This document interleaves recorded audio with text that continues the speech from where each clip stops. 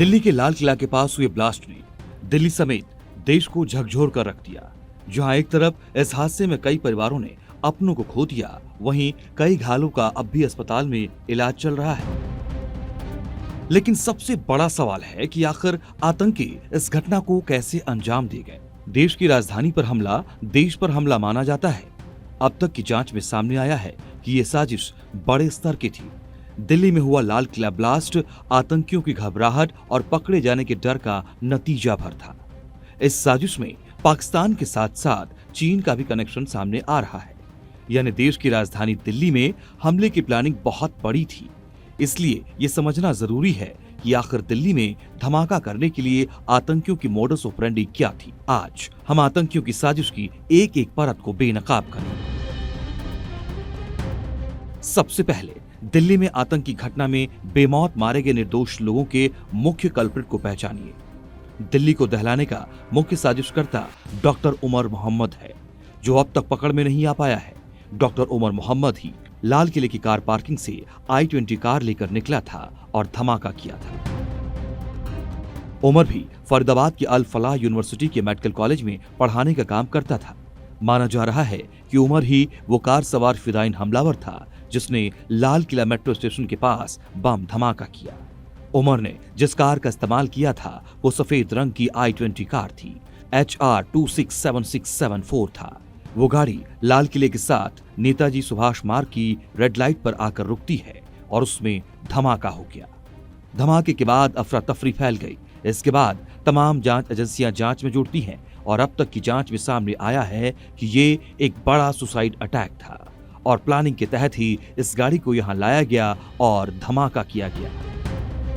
Delhi blast की जांच का जिम्मा गृह मंत्रालय ने NIA को सौंपा है। साथ ही अलग अलग जांच एजेंसियां इस मामले की पड़ताल में जुटी हुई हैं। दिल्ली पुलिस ने अपनी शुरुआती जांच रिपोर्ट गृह मंत्रालय को सौंप दी है। दिल्ली, जम्मू कश्मीर, हरियाणा, यूपी, पंजाब समेत देश भर में तलाशी अभियान चलाए जा रहे हैं। अब तक की जांच में ये भी सामने आ रहा है कि आतंकियों का गिरोह मुख्य रूप से हरियाणा के फरीदाबाद से अपने प्लान को एक्टिवेट कर रहे थे। लेकिन हम आपको दिल्ली ब्लास्ट की पूरी मॉडस ऑपरेंडी बताते हैं। इस गहरी साजिश का खुलासा तब हुआ जब ATS ने अपने इंटेल के आधार पर देश भर में रेड करना शुरू किया। 6 नवंबर को यूपी के सहारनपुर में आतंकी कनेक्शन मामले में आदिल अहमद नाम के डॉक्टर को गिरफ्तार किया गया। आदिल ने श्रीनगर में आतंकी संगठन जैश-ए-मोहम्मद के पोस्टर लगाए थे। इसी दिन यूपी ATS ने अल-कायदा के आतंकी बिलाल खान को भी गिरफ्तार किया था, जो पाकिस्तानी हैंडलर्स के संपर्क में था। इन दोनों गिरफ्तारियों के बाद श्रीनगर में तनाव फैल गया था। 9 नवंबर को गुजरात ATS ने ऐसी ही एक बड़ी साजिश को बेनकाब किया। आतंकी हमले की साजिश रच रहे ISIS के 3 ट्रेंड आतंकवादियों को गिरफ्तार किया गया।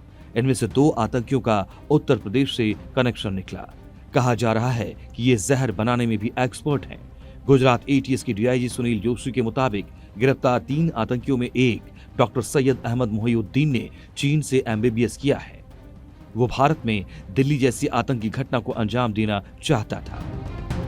अब तक की जांच में सामने आया है आतंकी उमर, जिसने इस हमले को अंजाम दिया, वो फरीदाबाद टेरर मॉड्यूल के पकड़े जाने के बाद घबराया हुआ था। इसी वजह से उसने ये हमला किया। पुलिस ने इस पूरे मॉड्यूल का खुलासा किया है, जिसमें फरीदाबाद में करीब 2900 किलो विस्फोटक पकड़ा गया था। इस मॉड्यूल में डॉक्टर मुजम्मिल के शामिल होने का खुलासा हुआ। वो भी पुलवामा के कोयल का रहने वाला है, उसी इलाके का जहां का उमर नबी था। मुजम्मिल भी अल फलाह कॉलेज में नौकरी करता था। वहीं इस मामले में फरीदाबाद से एक महिला डॉक्टर शाहीन शाहिद को भी गिरफ्तार किया गया है। बताया जा रहा है कि शाहीन शाहिद को आतंकी संगठन जैश-ए-मोहम्मद में महिला विंग में रिक्रूटमेंट की जिम्मेदारी सौंपी गई थी।